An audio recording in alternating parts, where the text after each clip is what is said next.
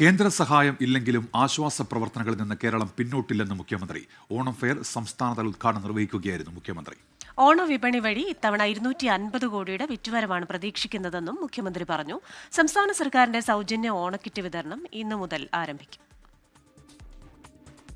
വിപണി ഇടപെടൽ ഫലപ്രദമാക്കുന്നതിന്റെ ഭാഗമായി സെപ്റ്റംബർ 4 വരെ 10 ദിവസങ്ങളിലായാണ് സംസ്ഥാനത്ത് ഓണച്ചന്തകൾ പ്രവർത്തിക്കുക. ജില്ലാ കേന്ദ്രങ്ങൾക്ക് പുറമെ ഇക്കുറി 140 നിയമസഭാ മണ്ഡലങ്ങളിലും ഓണം ഫെയറുകൾ സംഘടിപ്പിച്ചിട്ടുണ്ട്. സപ്ലൈകോ ഓണം ഫെയർ സംസ്ഥാനതല ഉദ്ഘാടനം മുഖ്യമന്ത്രി തിരുവനന്തപുരത്ത് നിർവഹിച്ചു.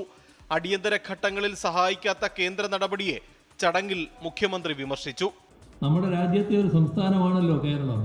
ഈ രാജ്യത്തെ മറ്റേതെങ്കിലും ഒരു സംസ്ഥാനത്ത് ഇത്രയും സുഗമമായ രീതിയിൽ റേഷൻ വിതരണം നടക്കുന്നുണ്ടോ? റേഷൻ സംവിധാനത്തെ ദുർബലപ്പെടുത്തുന്നതാണ് കേന്ദ്ര സർക്കാർ നയം. 8 രൂപ 30 പൈസക്ക് കേരളത്തിന് അരിവിഹിതം നൽകണമെന്ന് കേന്ദ്ര സർക്കാരിനോട് ആവശ്യപ്പെട്ട കാര്യം ഇവിടെ വ്യക്തമാക്കിയിട്ടുണ്ട്. ഒരു മണി അരി പോലും അധികമായി നൽകാൻ തയ്യാറായില്ല. വെളിച്ചെണ്ണ വില വർധനവ് പിടിച്ചു നിർത്താനായെന്നും വരും ദിവസങ്ങളിൽ വില വീണ്ടും കുറയുമെന്നും മന്ത്രി GR അനിൽ. സപ്ലൈകോയുടെ ശബരി വെളിച്ചെണ്ണ 339 രൂപയ്ക്ക് വിൽക്കുകയാണ്. സബ്സിഡി ഇതര വെളിച്ചെണ്ണയായി ശബരി കൊടുക്കുന്നത് 389 രൂപയ്ക്കാണ്.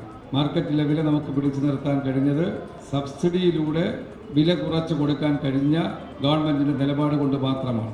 സബ്സിഡി സാധനങ്ങൾക്ക് പുറമെ സബ്സിഡി ഇതര സാധനങ്ങൾക്കും ഓണച്ചന്തകളിൽ പ്രത്യേക വിലക്കിഴിവുണ്ടാകും. 24 തിരുവനന്തപുരം. ലോകത്തെവിടെയായാലും ഏത് സമയത്തും 24 വാർത്തകളും ഓഗ്മെന്റഡ് റിയാലിറ്റി പാക്കേജുകളും എക്സ്പ്ലെയിനറുകളും വിശദമായി കാണാൻ ഞങ്ങളുടെ യൂട്യൂബ് ചാനൽ നിങ്ങൾക്ക് സബ്സ്ക്രൈബ് ചെയ്യാം.